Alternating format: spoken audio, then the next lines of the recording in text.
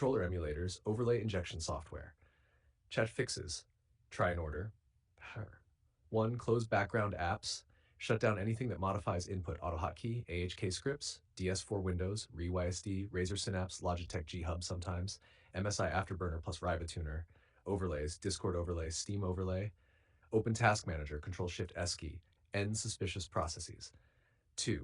Uninstall Interception driver, important. If you've ever installed keyboard drivers like Interception, 1. Press WinPlex terminal, admin. 2. Run. You can see the code in our conversation history, but 3. Restart your PC.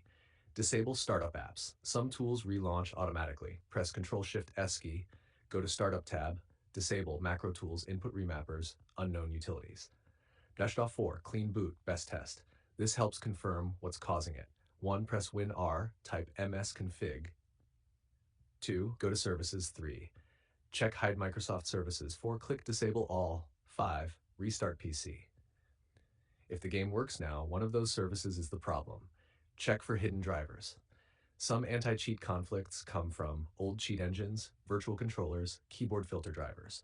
You can uninstall suspicious software or use Device Manager, view hidden devices.